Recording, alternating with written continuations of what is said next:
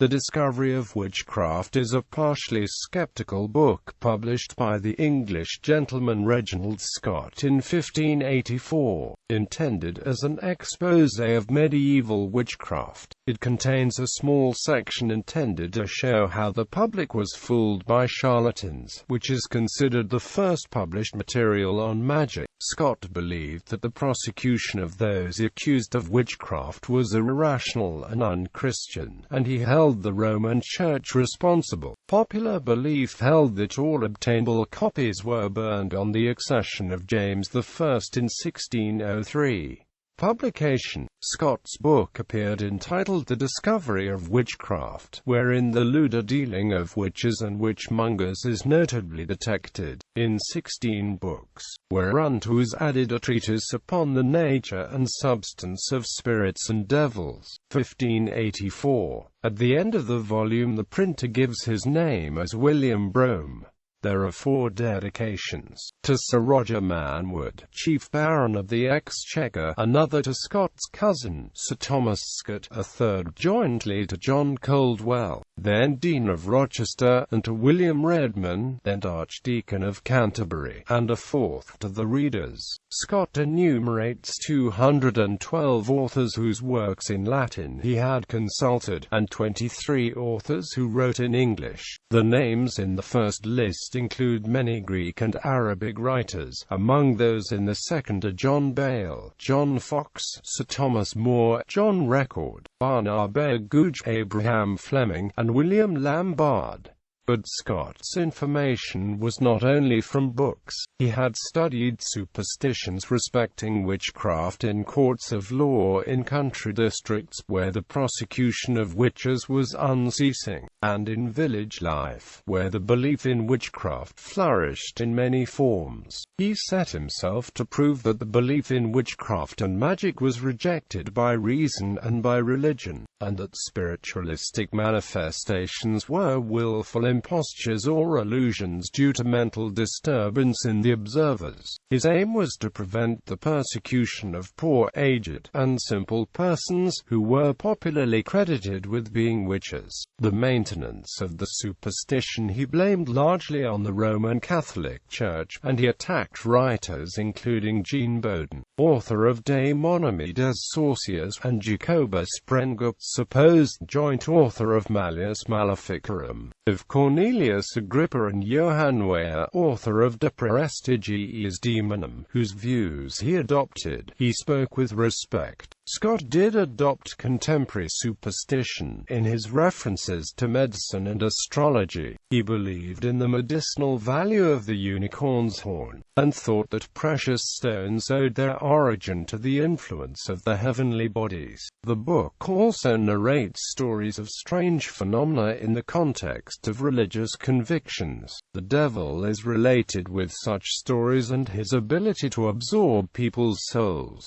The book also gives stories of magicians with supernatural powers performing in front of courts of kings. Influence. His volume became an exhaustive encyclopedia of contemporary beliefs about witchcraft, spirits, alchemy, magic, and legerdemain, as well as attracting widespread attention to his skepticism on witchcraft. William Shakespeare drew from his study of Scott's book hints for his picture of the witches in Macbeth, and Thomas Middleton in his play of The Witch likewise was indebted to this source. Through bibliographies, one may trace modern grimoires to this work. The chapter on magic tricks in Scott's Discovery was later plagiarized heavily. It was the basis of The Art of Juggling by S.R. and Hocus Pocus Jr. Scott's early writings constituted a substantial portion of the text in English-language stage magic books of the 17th and 18th centuries.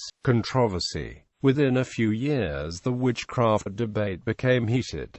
Gabriel Harvey, in his Pierce's Supererogation, wrote, "Scott's Discovery of Witchcraft dismasketh sundry egregious impostures, and in certain principal chapters, and special passages, hitteth the nail on the head with a witness. Howsoever I could have wished he had either dealt somewhat more courteously with Monsieur Bondine, or confuted him somewhat more effectually."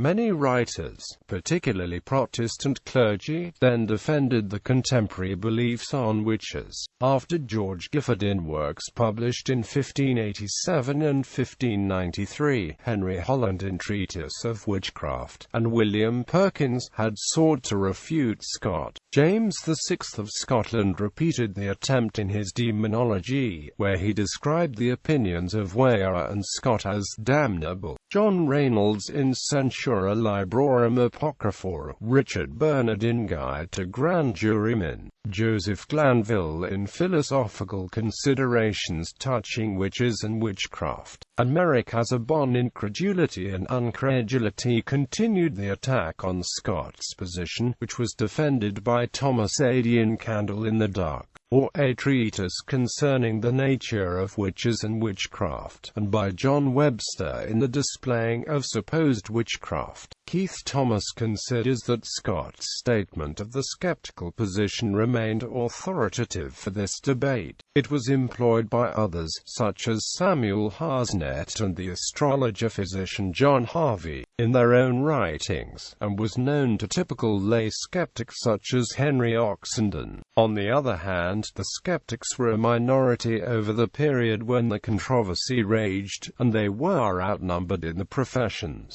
and within those of some education generally, where belief in witchcraft was still entrenched. Later editions. Abroad the book met with a good reception. A translation into Dutch, edited by Thomas Basson, an English stationer living at Leiden, appeared there in 1609. It was undertaken on the recommendation of the professors, and was dedicated to the university curators and the burgomaster of Leiden. A second edition, published by G. Basson, the first editor's son, was printed at Leiden in 1637. In 1651 the book was twice reissued in London in quarto by Richard Coates. The two issues differ slightly in the imprint on the title page. Another reissue was dated 1654. A third edition in folio, dated 1665, included 9 new chapters, and added a second book to the Discourse on Devils and Spirits. In 1886 Brinsley Nicholson edited a reprint of the first edition of 1584, with the additions of that of 1665.